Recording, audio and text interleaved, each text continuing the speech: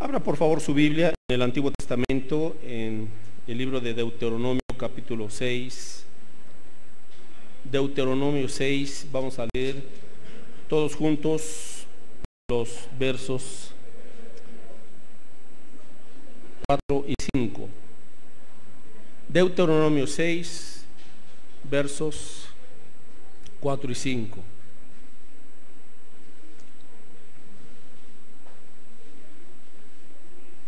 Deuteronomio 6, versos 4 y 5. Le damos lectura por favor y dice así: Israel, Jehová nuestro Dios, Jehová uno es, y amarás a Jehová tu Dios de todo tu corazón y de toda tu alma y con todas tus fuerzas. Una vez más los dos versículos, el 4 y el 5. Oye Israel, Jehová nuestro Dios, Jehová uno es, y amarás a Jehová tu Dios de todo tu corazón y de toda tu alma y con todas tus fuerzas. Padre Santo, gracias porque podemos tener esta libertad para adorar tu nombre como iglesia, hacerlo de manera pública. Reconocer, Señor, que el primer y más grande mandamiento es amarte sobre todas las cosas, es adorarte, Señor, y disponer nuestro corazón para confiar en ti y obedecerte. Permítenos discernir tu palabra correctamente, interpretarla como tú la has establecido, y que sea tu Espíritu Santo quien traiga esta palabra viva, poderosa y transformadora, Señor, en nuestro ser, para que podamos, como acabamos de cantar, ser transformados a la imagen de Jesucristo, tu Hijo, porque ese es el anhelo mayor, Señor, de nuestros corazones. Oramos rogando limpieza de nuestros pecados, de nuestras faltas, Señor, que te han ofendido, y que con la sangre de Cristo limpia nuestras vidas, y rogamos que nos permitas vencer el pecado, Señor, y agradarte en todas las cosas. Que aprendamos lo que significa ser un verdadero adorador en espíritu y en verdad, y que esta característica norme nuestra vida todos los días. En el nombre de Jesús lo rogamos con acciones de gracias. Amén, Señor. Bueno, hermanos, el título del mensaje en esta tarde es, a manera de pregunta, adoración auténtica o adoración errónea. Adoración auténtica o adoración errónea. Como primer punto quiero compartir lo que dice esta escritura, que fuimos creados, mis hermanos, para adorar a Dios. Fuimos creados para adorar a Dios. Es amar al Señor, tener comunión con Él, y en esa confianza guardar su palabra. Fuimos creados para glorificar a Dios, para adorarle. Ahorita ampliaré un poquito este asunto de la adoración, pero qué importante es el que en este caso el creyente entienda lo que significa adorar auténticamente a Dios, porque de nuestra vida, mis hermanos, es Dios, es el centro, es el enfoque de nuestra comunión con Dios, fluye todo lo demás. Cómo nos relacionamos en casa, cómo realizamos nuestras labores allá en el trabajo, cómo nos desenvolvemos con la gente, fluye de nuestra comunión con Dios, de nuestra adoración a Dios. Así es que lo más importante y la prioridad número uno para el creyente es saber adorar a Dios auténticamente. Ahora, ¿por qué hay esto, hermanos? Porque hay una adoración auténtica y también hay una adoración errónea. Hoy, lamentablemente, a medida en que se ha extendido el Evangelio, hay muchas congregaciones que han perdido el enfoque bíblico de lo que es adorar a Dios, y han introducido en sus cultos y en sus prácticas formas de adorar o de alabar, según eso, equivocadas y que no tienen respaldo bíblico. Pero como ahora esto ha tomado un auge tremendo, sobre todo con el movimiento carismático, ¿verdad? Se da mucho énfasis a la emoción, se exaltan los sentimientos, hay formas novedosas, curiosas, interesantes, pero sin un respaldo bíblico. Y el hecho de que haya odas de alabanza, la gente lo toma porque así lo practican en su congregación, pero nunca han ido a la Escritura para discernir qué significa adorar a Dios en lo personal, y número 2, cómo adorar a Dios como congregación. Hay multitudes en templos, en congregaciones que atraen, ¿verdad? Las iglesias atraen a la gente por ciertos estilos, pero no se trata de atraer a la gente por un estilo de alabar o de adorar. Se trata de guiar a la gente a Cristo, y de ese encuentro personal con Él, su vida sea transformada. De otra forma estaremos dependiendo de ciertas prácticas, ciertas formas, ciertas tradiciones, ¿verdad? Para sentirnos que mientras nos satisfagamos con cierto modo, con cierta manera, con cierto estilo, pues como nos sentimos bien, pensamos que estamos bien con el Señor. Busque por favor ahora en el Levítico. Y Dios le dio al pueblo de Israel principios, normas, para saber cómo adorarle. Y en este caso Dios escogió a Aarón, a la tribu de Aarón, para que ellos ministraran al Señor en el templo judío, ofrecieran las ofrendas, los sacrificios, los holocaustos para adorar a Dios. Dios había establecido leyes, pero aquí nos encontramos con un terrible acontecimiento. 2 hijos de Aarón, del sumo sacerdote Aarón, que había sido llamado y aprobado por Dios y su familia para ministrar a Dios. Viene aquí una tragedia, verso 1. Nadab y Abiú, 2 hijos de Aarón, Levítico 10:1. Levítico 10:1. Ok, Nadab y Abiú, hijos de Aarón, tomaron cada uno su incensario y pusieron en ellos fuego, sobre el cual pusieron incienso, y ofrecieron delante de Jehová fuego extraño que él nunca les mandó. Si apagan ese ventilador, por favor, gracias.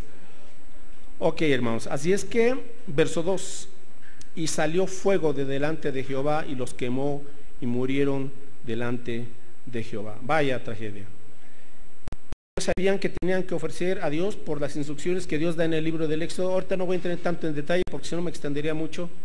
Dios les dijo, van a usar estas especies aromáticas, lo van a moler así y va a tener tanto de contenido, y van a ofrecer ese incienso al Señor, lo van a quemar y el humo subirá como un aroma grato a Jehová para recibir esa adoración de parte del pueblo.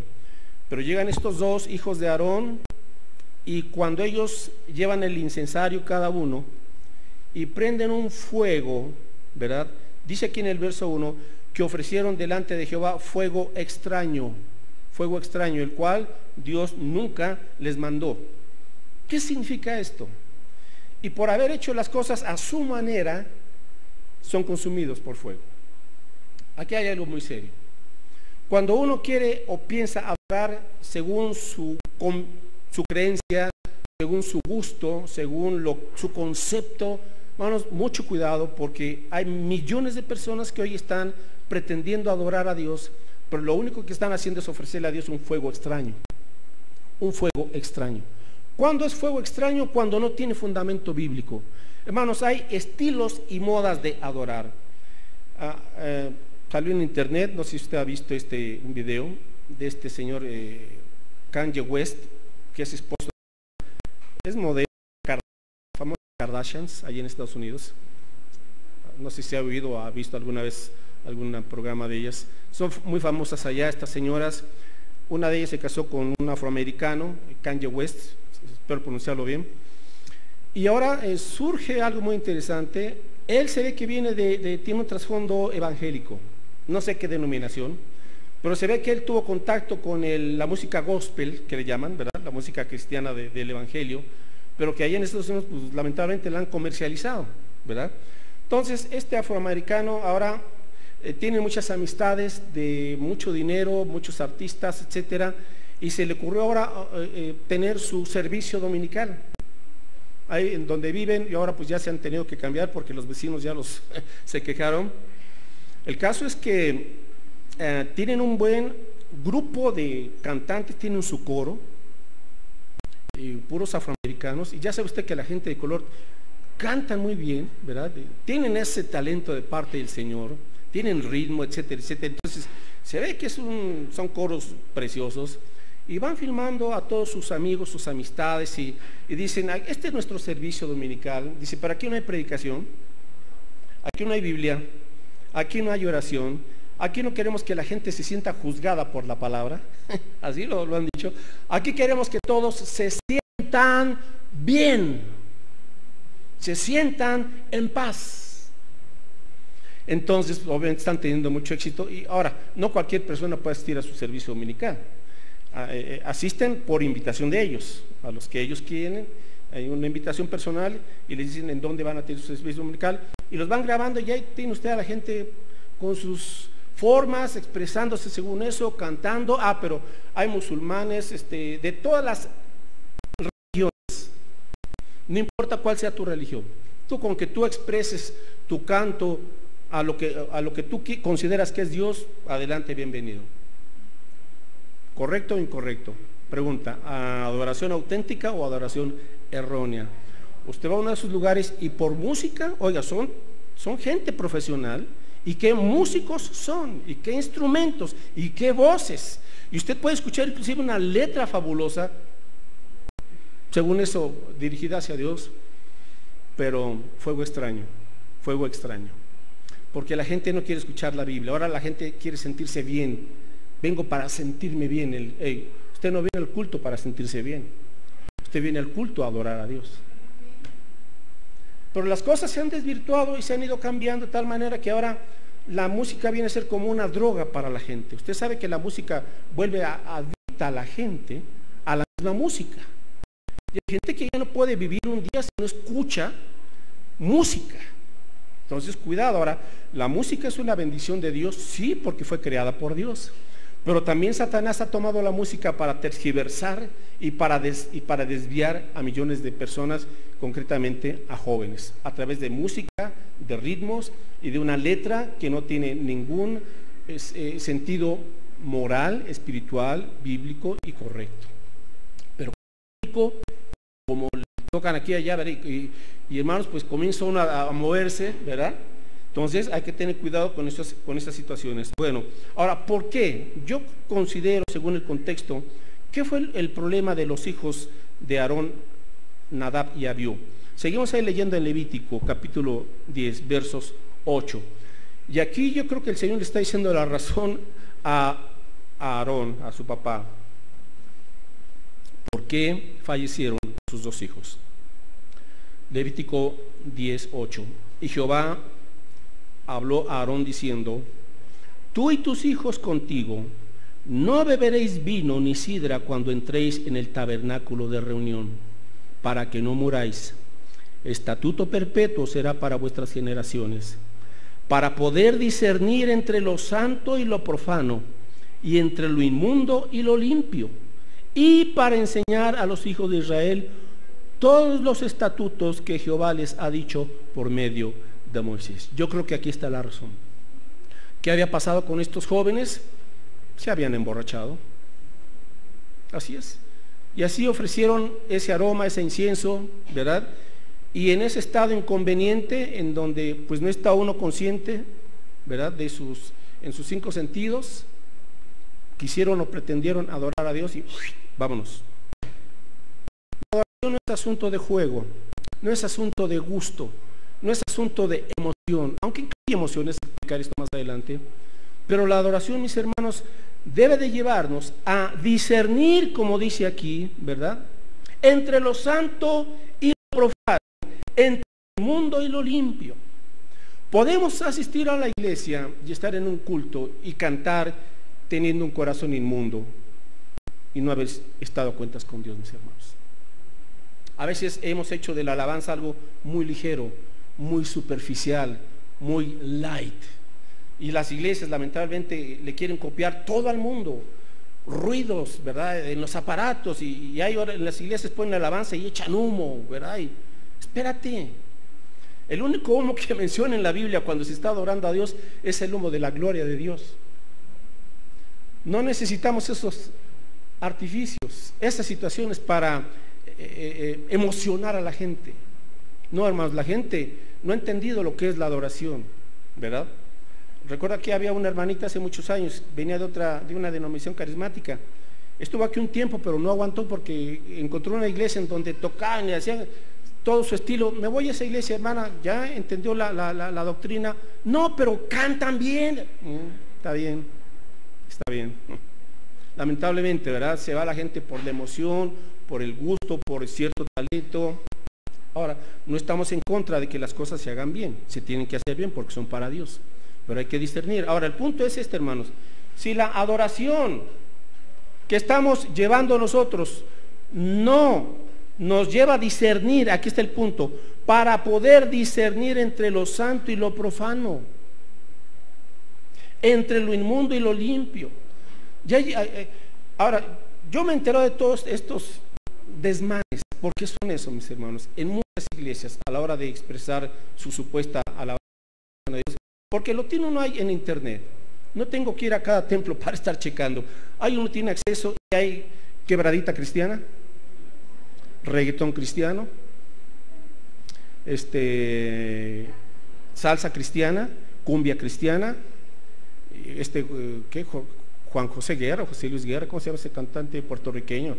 También, ¿verdad? Que te pican las abejas y toma un texto ahí de un versículo de la Biblia. Por favor, o sea, ¿hasta dónde estamos llegando? Porque le gusta a la gente. Como hay movimiento y hay ritmo y hay... Entonces, esto es alabanza. No, espérese, ¿verdad? No confundamos. Mucha gente por eso no está discerniendo entre lo santo y lo profano, entre lo inmundo y lo limpio, porque no se le está enseñando a la gente a discernir vía la palabra de Dios. Tenemos que discernir cuando algo es del Señor y cuando algo está el enemigo por ahí para buscar desviarnos de la verdadera adoración al Señor. Verso 11. Ahora, ¿por qué? Porque dice, el sacerdote tiene que estar sobrio. Ahora, mis hermanos, hay gente que en un momento dado, pues sí, dice el Señor, no puedes ministrar si estás tomando. Pero no es solamente con el vino literal, sí es vino literal, pero hay otro sentido en el cual Dios nos dice, no te embriagues del mundo. Entonces, voy a esto. El mundo nos está embriagando. El mundo nos está haciendo que perdamos la sobriedad. Estamos con tantas distracciones, estamos ajetreados con muchas cosas, que no tenemos tiempo para enfocarnos en Dios. ¿Qué es la adoración? Enfocarse en Dios otra vez. Volver a tomar el enfoque correcto de la vida, que el propósito supremo para el cual existimos es para honrar a Dios, es para amar a Dios, es para andar en su voluntad. Podemos embriagarnos de muchas cosas, no solamente literalmente con el vino, pero hay cosas que nos están quitando, mis hermanos, el discernimiento, la sobriedad, y a veces estamos siendo tan bombardeados con mucha información falsa que ya no sabemos lo limpio y lo profano. Ya no hemos discernido. El creyente, la única manera que tiene para discernir la verdad del error en la vida cotidiana es por medio del Espíritu Santo y de la palabra. Aquí está solamente. Dios no aceptará una adoración que se aparte de su modelo, del modelo bíblico. No lo aceptará. Aunque haya multitudes y aunque estén haciendo muchas cosas, que es lo que se hace hoy en muchas iglesias, el Señor acepta esa adoración porque es fuego extraño. Cuando queremos adorar según nuestro concepto personal de Dios, cuando queremos adorar con la actitud equivocada, venimos aquí con raíces de amargura, con enojo, con pecados sin confesar, con una vida carnal, con una vida hipócrita, y pretendemos orar y cantar. No, hermanos, fuego extraño. A veces venimos corriendo y no tenemos el tiempo para estar en paz con Dios, para meditar, para estar tranquilos y ponernos a cuentas con el Señor. Entonces, nuestros cantos o nuestras oraciones o nuestra lectura no pasa del techo. La adoración, quiero entrar al siguiente punto, es dos cosas. Por un lado, se vive como un estilo de vida, ¿verdad? Personal. Juan 5:23, por favor. Juan 5:23. Jesús está hablando aquí con una mujer samaritana Y la mujer le dice, nosotros adoramos a Dios, ¿verdad? Los samaritanos, que eran una raza mixta, mitad judíos y mitad gentiles. Dice aquí en Juan 5, verso 23. Juan 4, 23, perdón, Juan 4, 23. Juan 4, 23. Le dice, verso 21, Jesús le dijo, Juan 4, 21, Jesús le dijo, mujer, créeme que la hora viene cuando ni en este monte ni en Jerusalén adoraréis al Padre. Verso 22, vosotros adoráis lo que no sabéis, nosotros adoramos lo que sabemos, porque la salvación viene de los judíos. Mas la hora viene y ahora es cuando los verdaderos adoradores adorarán al Padre en espíritu y en verdad, porque también el Padre tales adoradores busca que le adoren. Dios es espíritu, y los que le adoran en espíritu y en verdad es necesario que adoren. Acaba de pasar la Semana Santa y cuánta gente pues fue a hacer sus respectivas peregrinaciones, pero sin un corazón limpio. Estaban haciendo un ritual. Hemos escuchado de aquellas personas que se van lacerando la espalda, pensando que con ese sufrimiento y lastimándose las espaldas y dándose latigazos, piensan que Dios va a aceptar sus obras y que Dios les va a perdonar y que Dios les va a salvar porque están haciendo eso, ¿no?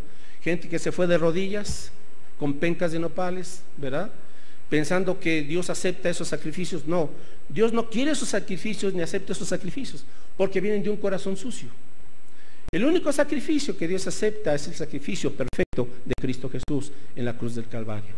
Cuando Él derramó su sangre, la vertió por nosotros para limpiarnos, para perdonarnos. Ese es el incienso que llega al Padre, el único aroma que Dios acepta como una ofrenda. Ahora nosotros por eso tenemos que entender, y vamos a ir a este punto. Le dice Jesús, ustedes adoran lo que no saben. Va a llegar la hora en que ni en este monte, estaban en un monte llamado Gerizim, ni en Jerusalén adorar al Padre.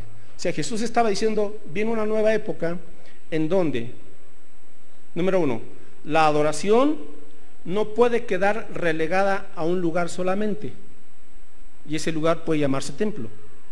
¿Entiende lo que le digo?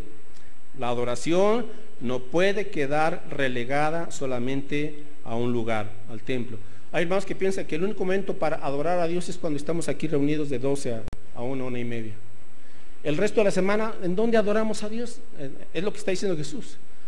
Ya no necesitas tú, ¿verdad?, un lugar para decir, voy a adorar a Dios solamente en este lugar. No, porque Dios está más allá de la limitación de un templo. Ahora, Dios habita en otro templo, que es nuestro cuerpo, que es templo del Espíritu Santo. Dos, la adoración no puede quedar relegada a un momento o a un segmento de nuestra vida. Es decir, el domingo. Uno piensa, en los otros 6 días de la semana vivo mi vida secular. El domingo vivo mi vida sagrada. No. Todos los días, los 7 días de la semana son santos. Los 7 días de la semana adoramos a Dios, porque es un estilo de vida personal. Es decir, mis hermanos, la adoración debe de afectar cada área de nuestra vida.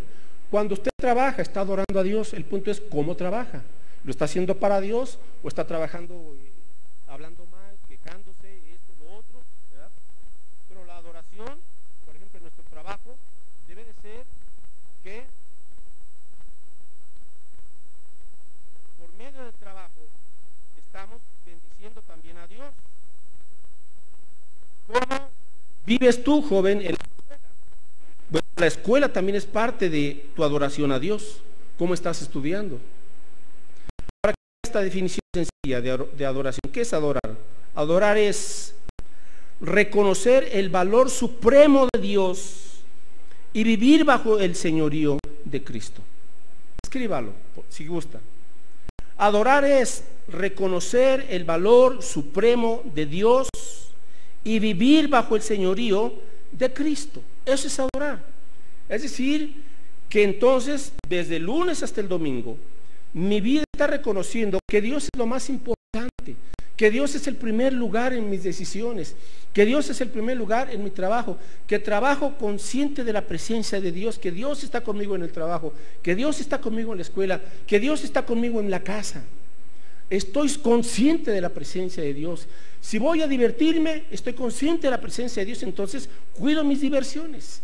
Si estoy con ciertas personas, cuido mis pláticas, porque Dios está ahí, en todas partes.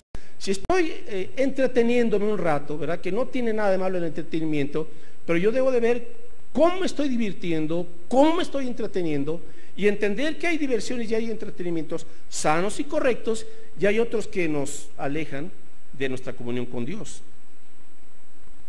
Reconocer el valor supremo de Dios y vivir entonces, ¿verdad?, en consecuencia, bajo el señorío de Cristo, porque entendemos que Él es Rey de Reyes, Señor de Señores. Vamos con la adoración personal, mis hermanos. Salmo 34, por favor. Salmo 34, versos del 1 al 3. Voy a dar algunos ejemplos prácticos. ¿Cómo adoro a Dios? Bueno, aquí está un ejemplo práctico. Salmo 34, del 1 al 3. Bendeciré a Jehová. ¿Qué dice? ¿El sábado? ¿El Shabbat? ¿El domingo? No. Bendeciré a Jehová en todo tiempo. Su alabanza estará de continuo en mi boca. Traiga instrumentos o no traiga instrumentos, nuestros labios son un instrumento de Dios. ¿Sabía eso? Así es, mis hermanos. Bendeciré a Jehová, o sea, diré bien de Dios, le daré gracias. Verso 2, en Jehová se gloriará, o sea, se gozará mi alma. Vea cómo la adoración produce un gozo. ¿En qué o en quién se goza usted? Quizás usted se goza cuando ve a una persona. Los novios, cuando ves a tu novia, no la habías visto, ¿verdad? Te gozas de verla, te gozas de ver a tu novio. Está bien. Pero ahora como creyentes, pregunta, ¿te gozas de tu comunión con Dios?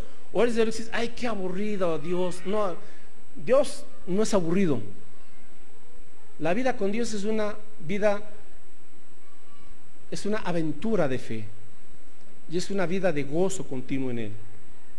Verso 2, lo oirán los mansos y se alegrarán. Verso 3, engrandeced a Jehová conmigo. ¿Qué es la adoración? Poner en alto el nombre de Dios. Poner en alto el nombre de Dios. Y exaltemos a una su nombre. Entonces, aquí está, hermanos, la alabanza continua, bendecir, agradecer al Señor. Y el resultado, Romanos 12, 1 y 2. Romanos 12, 1 y 2. Aquí habla del culto racional. Entonces, observe que acabamos de hablar de gozo, sí, mis hermanos, pero el gozo no es solamente el domingo para un ratito cuando se está cantando su alabanza preferida o su himno preferido. El gozo es un estilo de vida. A ver, papás, ¿cómo llega usted a su casa? ¿De mal humor o con gozo? Sí, yo sé que a todos nos pasa que el tráfico y el trabajo, la presión, y a veces uno viene como con un humor, ¿verdad?, especial. Pero si usted está en comunión con Dios, en Jehová se gozará mi alma. Entonces procuraré llegar a casa, darle gracias a Dios porque llegué con bien, gozarme en Él, gozarme de que estoy viendo a la familia, ¿verdad?, etcétera. Ahora sí, Romanos 12:1. Así que, hermanos, os ruego por las misericordias de Dios. Romanos 12:1. Romanos 12, 1 y 2, que presentéis vuestros cuerpos en sacrificio vivo, santo, agradable a Dios, que es vuestro culto racional. Ese es el culto racional. Ahorita le llamamos este tiempo culto, ¿sí? Este es un culto congregacional, pero cuando usted sale, usted tiene que efectuar un culto racional. O sea, entender su fe, vivir su fe, adorar a Dios como un estilo de vida. Ahora, vamos a la alabanza congregacional y con esto ya entro a la segunda parte del mensaje. Isaías 6, donde leímos hace rato este capítulo un tanto extraño, porque Isaías tiene una visión. Isaías 6.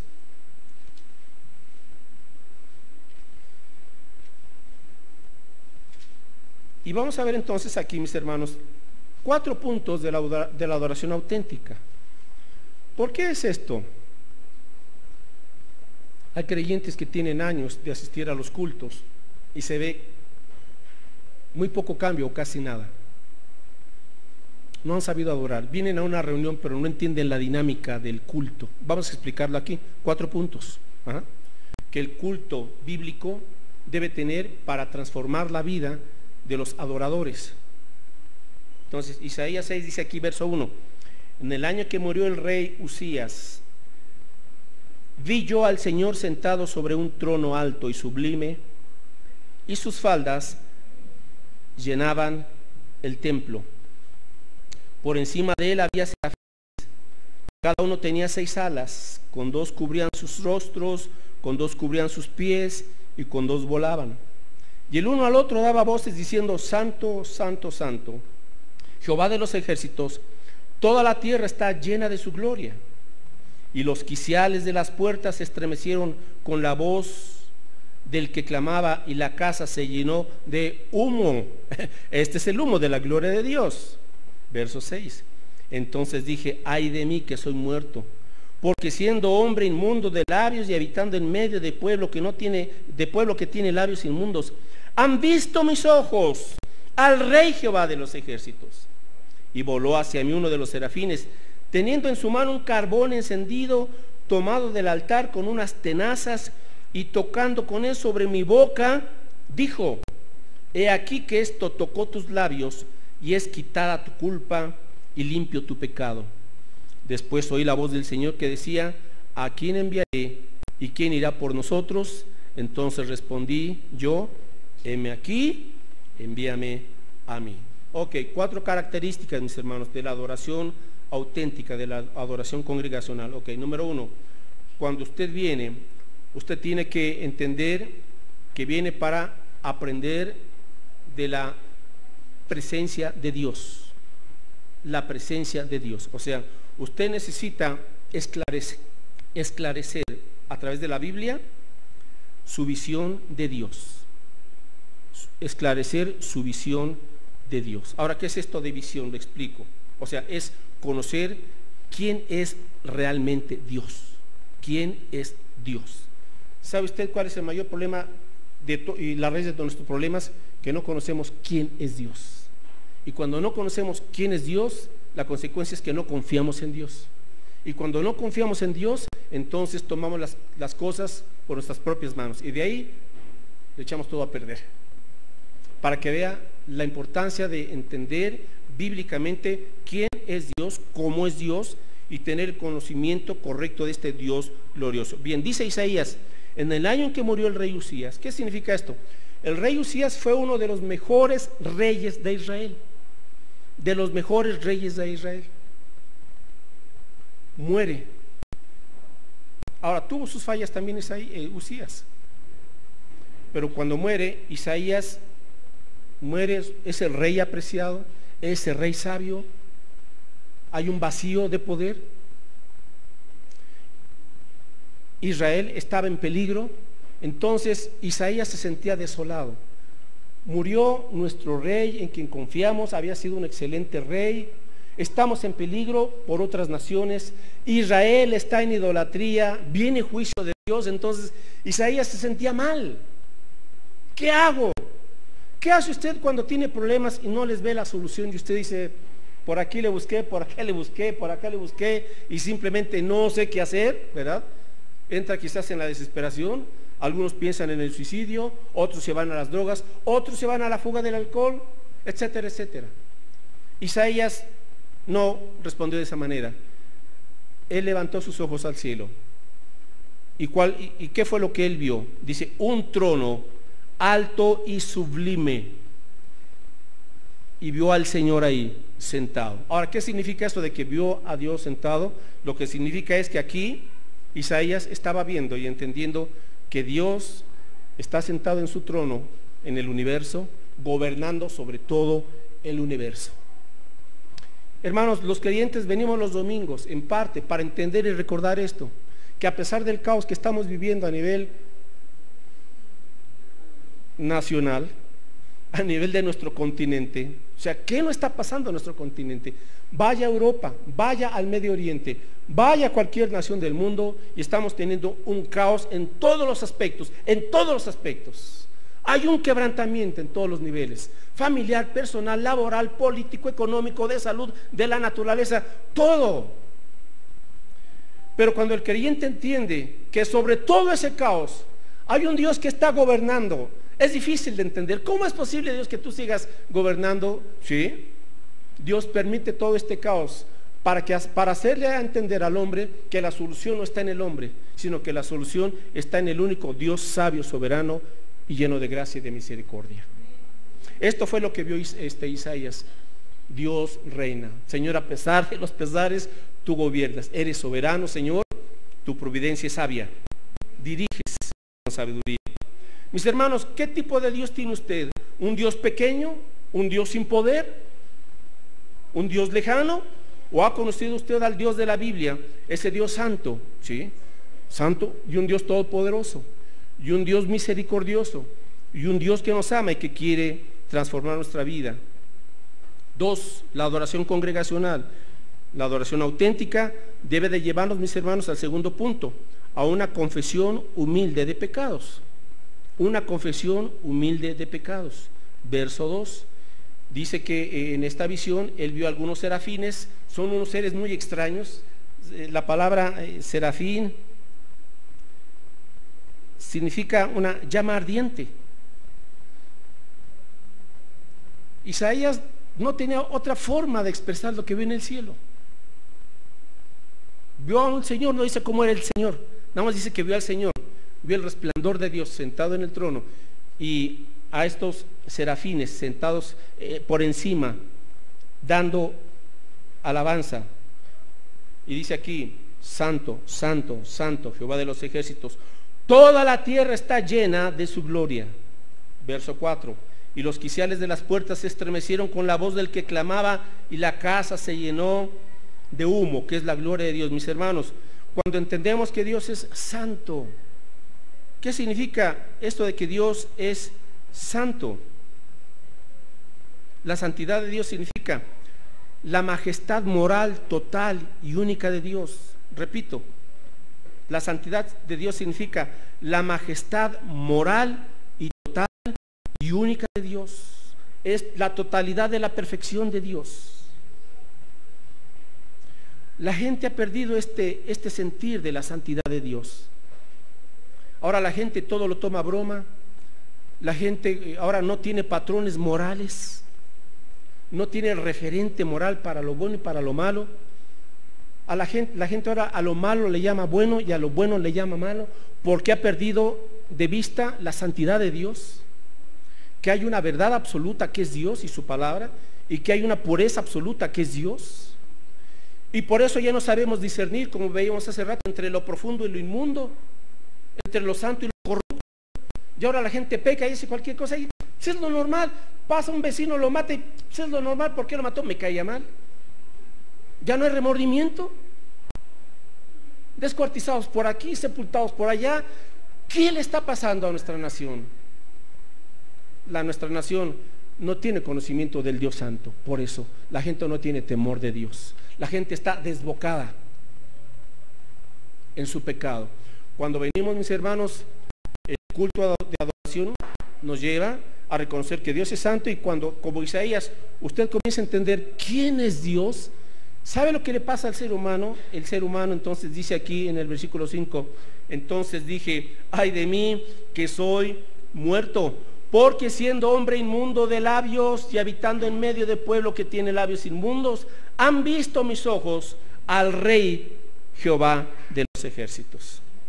Cuando usted comienza a entender quién es Dios, usted comienza a ver su corazón a la luz de la perfección de Dios. Usted dice, Señor, soy malo, hay pecado en mi vida, estoy lastimando a mi esposa, estoy lastimando a mis hijos, estoy mintiendo, estoy robando, estoy fornicando, estoy haciendo esto.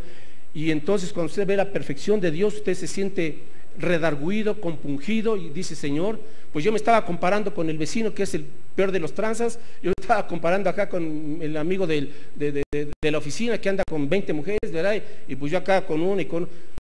de compararte con los demás, y entonces comienzas a ver tu vida a la luz del espejo de la palabra de Dios y ves la realidad de tu corazón. Un corazón corrupto, un corazón egoísta, un corazón mezquino, un corazón que ofende. Y cuando ves a Dios, entonces dices, Señor, soy muerto. No puedo ya estarme comparando con las acciones de los demás. Cuando veo tu limpieza, tu pureza, tu amor, tu santidad, tu belleza, tu gloria. ¿Quién eres tú, Señor? Entonces Isaías dice, Señor, mis labios son inmundos. Lo que sale de mis bocas, Señor, ensucia, lastima, ofende, denigra, critica, juzga. Labios inmundos. ¿Pero por qué los labios son inmundos? Porque viene de un corazón inmundo. Dijo Jesús, de la abundancia del corazón habla la boca. Tenemos que volver al Señor y ver su santidad y dejar de estar viendo esas series de MTV, que es pura degeneración en su programación. Por eso la gente tiene la mente tan torcida, porque eso es lo que está viendo. Son sus ídolos. Ya el ídolo que adoras te vas a parecer a él tarde que temprano. Tarde que temprano.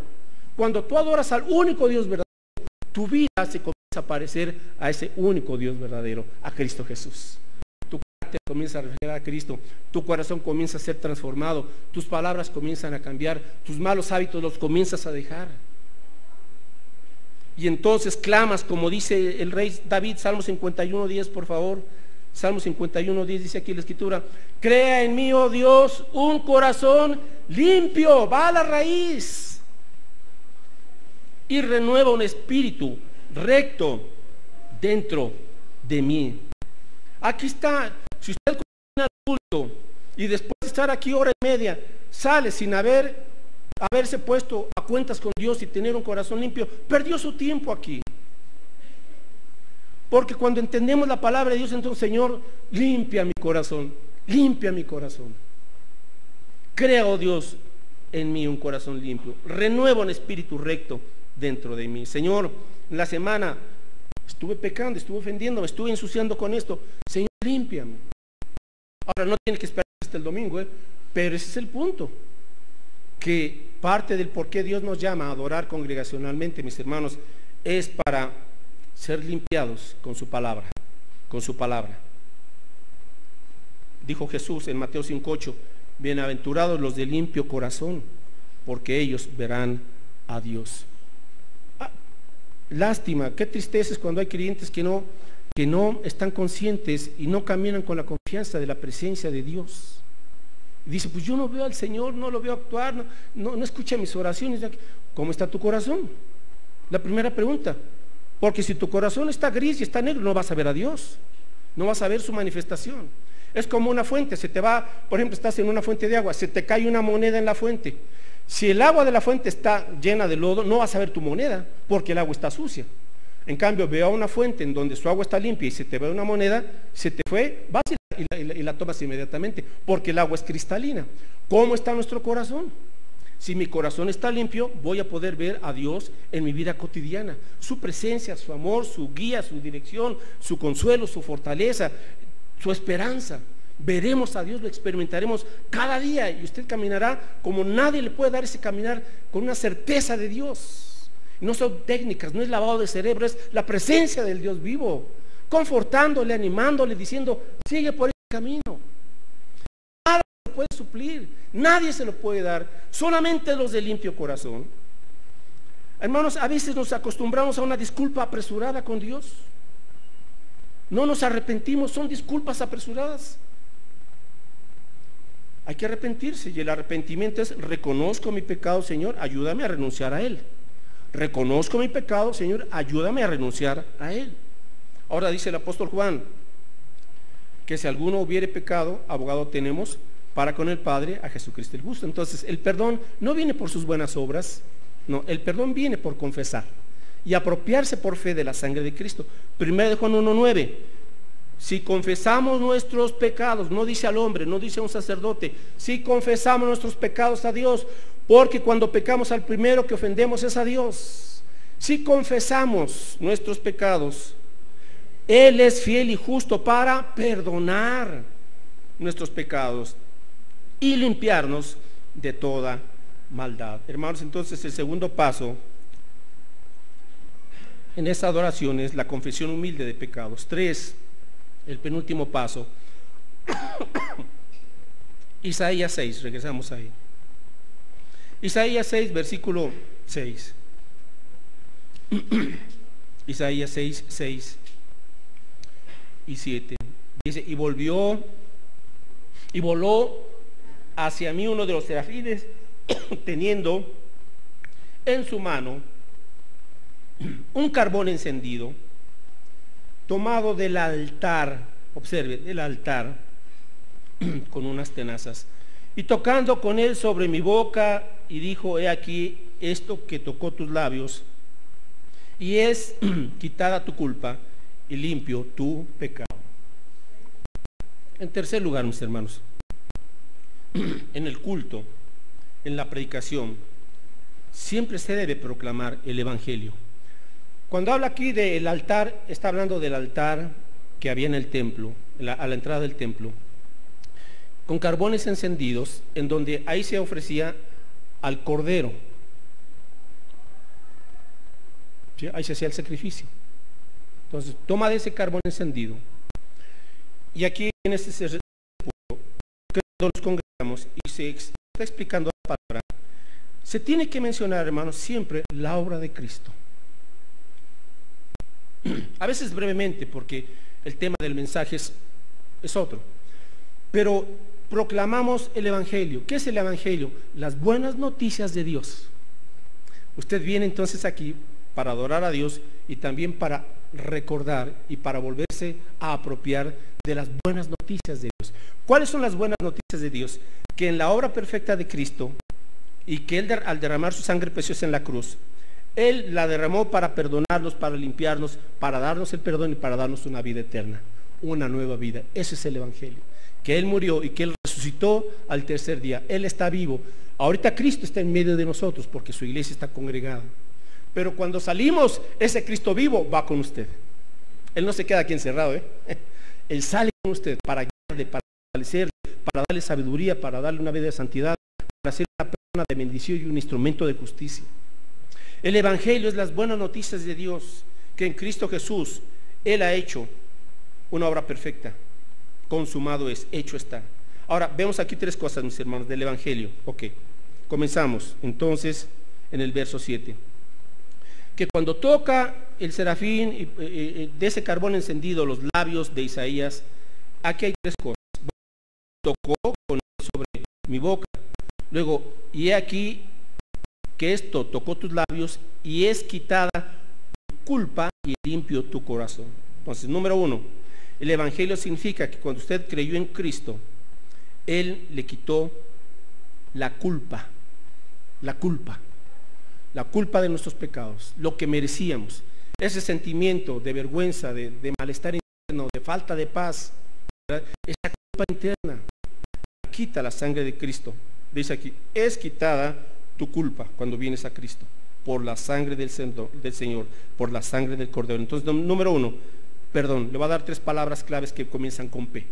Eso es el Evangelio. Número uno, recibe usted perdón de pecados. Número dos, recibe usted pureza en todo su ser. Dice aquí, es quitada tu culpa y limpio tu pecado. Entonces, el Evangelio, mis hermanos, que ya Cristo no solamente quitó la culpa, sino limpió nuestros pecados. No solamente nos dio perdón, sino ahora nos da pureza, limpieza, de lo que hablábamos hace un momento. Gracias, Dios, porque por tu sangre me limpias y por tu palabra me limpias. Y número tres, la tercera palabra que comienza con P es poder. Cuando Él toca con el carbón encendido los labios, esto es una, mis hermanos, del Espíritu Santo, poniendo en los labios, poniéndose en contacto con los labios de Isaías. Aquí vemos la poderosa presencia del Espíritu de Dios. Él nos ha sellado. Eso es el Evangelio. Que la vida cristiana se puede vivir, sí, porque tenemos ya el poder del Espíritu Santo para vivir todos los días bajo su poder. Y finalmente, hermanos, número 4, cuarta característica de esta adoración auténtica, la vemos en los versículos, en el verso 8. Después oí la voz del Señor que decía, ¿la voz de quién? Del Señor. Y preguntaba, ¿a quién enviaré? ¿Y quién irá por nosotros? Esta es una referencia a la Trinidad, el Padre, el Hijo y el Espíritu Santo. ¿Quién irá por nosotros? Y entonces, ¿qué le respondió Isaías? heme aquí, envíalo a él. No, pero él dijo, heme aquí, Señor, envíame a mí. Mis hermanos, al finalizar cada culto, usted debiese de tener una respuesta de obediencia a Dios. Si usted sigue en su desobediencia, no adoró a Dios. Así haya cantado aquí 3 horas, haya leído la Biblia 3 horas, haya orado aquí 5 horas, si no hay obediencia, no hay adoración. Heme aquí, envíame. Es decir, amados hermanos, ya casi para concluir, permítanme otra media hora. No, no es cierto. Que después de cada culto, usted debe entender esto. Señor, vuelvo a reconfortarme en tu presencia, vuelvo a esclarecer mi visión de quién eres tú, de tu grandeza, de que eres digno de confianza. 2, Señor, te he confesado mis culpas, mis ofensas, mis pecados. Gracias porque me has perdonado, me has limpiado, me has dado tu poder. 3, gracias Dios por tu evangelio. Hay una frase muy en boga y me encanta esta frase que dicen entre los cristianos: predícate el evangelio todos los días. ¿Qué significa esto? Oye, disfruta del poder, experimenta el poder del evangelio de Cristo. Él ya te perdonó, Él ya te salvó, ya tienes la vida eterna, tienes su presencia, disfrútalo, vive en su voluntad, gózate en Él. Eso es predicarse el evangelio. Que en medio de tanto problema, Señor, tengo buenas noticias contigo. Que aunque sí me puede afectar un problema, una situación, porque estamos en un mundo caído, sin embargo, Señor, eres soberano, estoy en tu mano. Me guardas, me proteges. Y la respuesta, hermanos, es una respuesta no forzando a nadie, sino es la respuesta de un corazón agradecido que ha experimentado este culto de adoración. Y entonces dice: Señor, aquí estoy, heme aquí, envíame aquí. Ahora, ¿envíame a qué? A compartir estas buenas noticias. Que la gente, hermanos, a veces pensamos, la gente está muy dura. Pues no me diga qué novedad. La gente siempre ha sido dura de corazón. Pues le digo una buena noticia, y eso lo dice la historia: entre más oscura se vuelve la noche, ya estoy hablando socialmente, y más abunda el pecado, la gente se pone más desesperada y más vacía y busca a Dios. Si los creyentes no aprovechamos este momento, mis hermanos, en que la gente está buscando respuesta real y verdadera, y nosotros los quedamos callados, vamos desviados a la mentira. Usted y yo, cada vez que salimos, Dios nos dice: ya te gozaste en todo esto, amén, ahora te envío a ti, comparte, vive el evangelio, compártelo. Termino con Lucas 4:7, por favor, Lucas 4:7.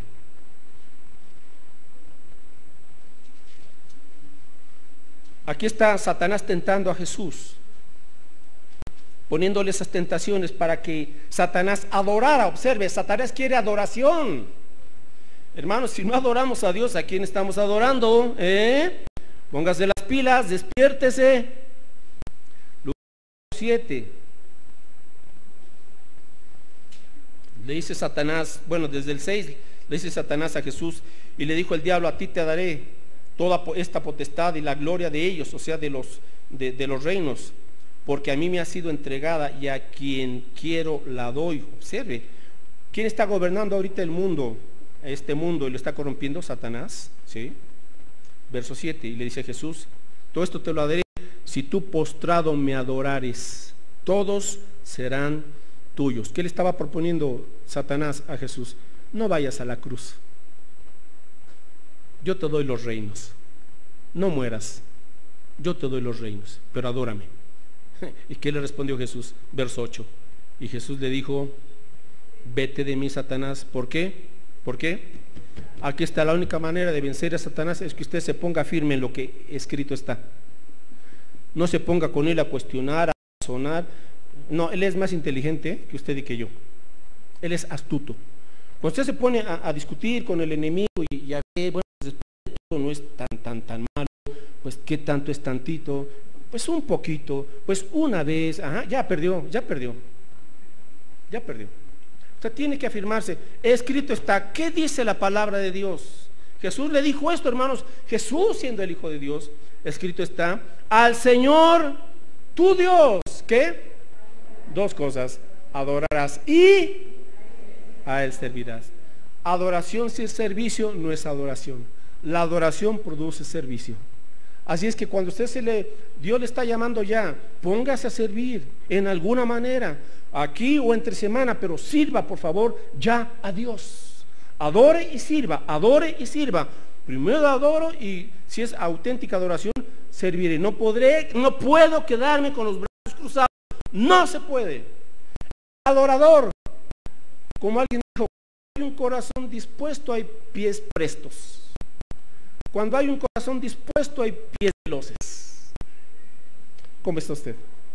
Oramos. Padre, gracias porque nos concedes el honor de conocerte, de adorarte, Señor, y nos permites entender lo que significa la adoración errónea, ese fuego extraño que tú no aceptas en ninguna manera, y cómo a través de tu palabra nos vas guiando para entender lo que significa ser un auténtico adorador en espíritu y en verdad. Y no solamente en lo personal, Señor, sino que como iglesia aprendamos a ser adoradores todos los días de la semana. Que sea un deleite y un gozo, Señor, escuchar tu voz, platicar contigo, seguir la guía de tu Espíritu Santo, compartir tu evangelio, confesar nuestros pecados, recibir tu restauración, confiar en ti, Señor, momento a momento. Y gracias, Cristo, sobre todo porque tú transformas cuando llegas al corazón contrito y humillado. Quiero concluir solamente haciendo una invitación mientras estamos orando. Si usted no ha tenido un encuentro auténtico con Dios, con el Cristo resucitado, ¿qué espera? Venga hoy, puede hacerlo en este momento y dígale: Señor, soy pecador, soy pecadora, te he ofendido, hay pecados en mi vida que tú conoces solamente, pero Señor, me arrepiento, ya no quiero seguir en mis pecados, no quiero seguir en mi egoísmo, no quiero seguir yo gobernando mi propia vida. Señor, vengo a ti, Cristo, con tu sangre preciosa que derramaste en la cruz del Calvario, limpia mi vida y perdóname.